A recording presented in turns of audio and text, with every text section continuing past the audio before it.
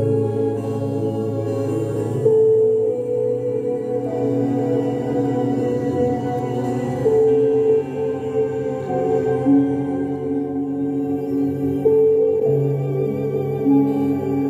secret knowledge from Sri Aurobindo's epic Savitri. Here Sri Aurobindo speaks of the secret purpose of our existence.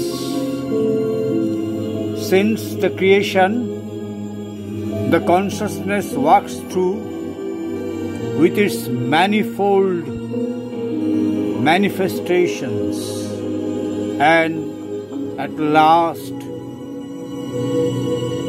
man came into this earth.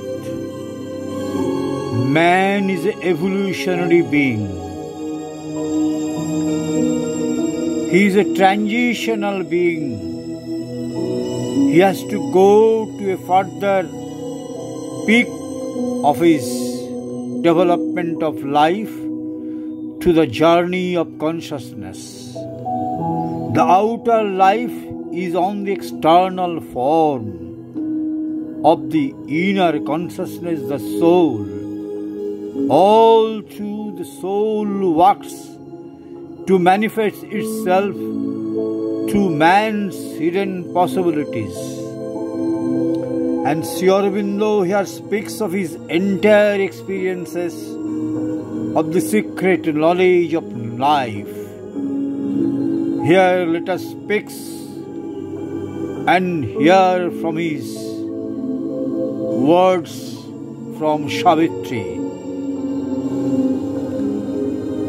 What now we see is a shadow of what must come.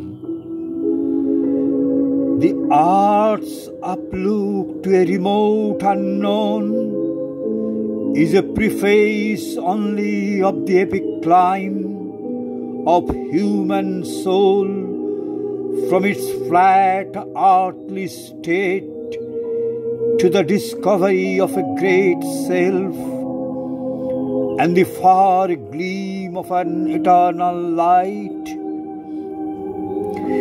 The world is a beginning and a base where life and mind erect their structured dreams.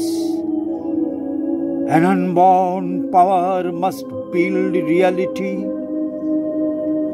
A death-bound littleness is not all we are.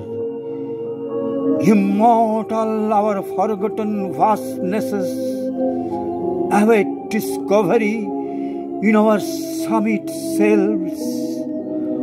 Unmeasured breadths and depths of being are ours. Akin to the ineffable secrecy, mystic, eternal, in unrealized time, neighbors of heaven are nature's altitudes. To this high-peaked dominion sealed to our search, too far from surface nature's postal routes, too lofty for our mortal lives to breathe. Deep in us, a forgotten kinship points, and faint voice of ecstasy and prayer calls to those lucent, lost immensities. Even when we fail to look into our souls or lie embedded in earthly consciousness, still have we parts that grow towards the light. Yet are there luminous tracts and heaven's screen and Eldorados of splendor and ecstasy and temples to the Godhead none can see. A shapeless memory lingers in us still, and sometimes when our sight is turned within, art's ignorant veil is lifted from our eyes. There is a short, miraculous escape. This narrow fringe of clamped experience will leave behind, mated to us as life, our little walks, our insufficient reach.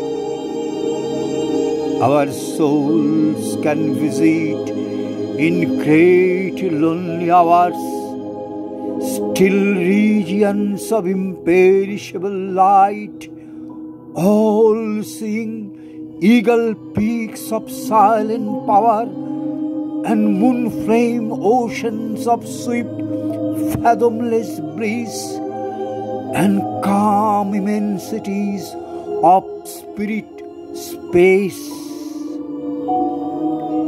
In the unfolding process of the self, sometimes the inexpressible mystery elects a human vessel of descent. A breath comes down from a supernal air, a presence is born, a guiding light awakes, a stillness falls upon the instruments, fixed, motionless, like a marble monument, stone calm.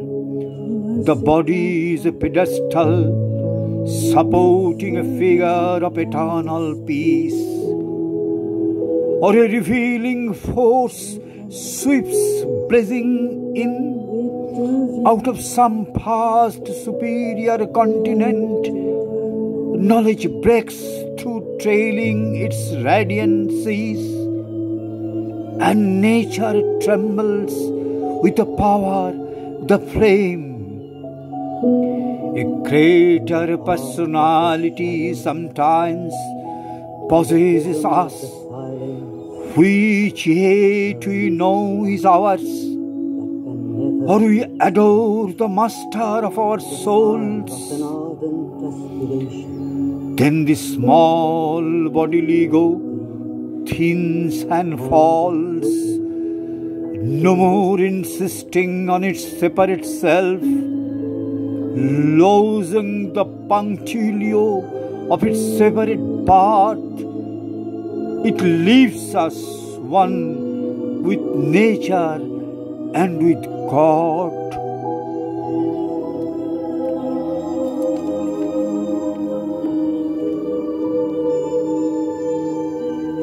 From Savitri, Canto 4,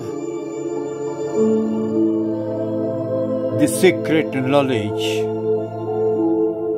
Sri Aurobindo. Reading Subroto Sen.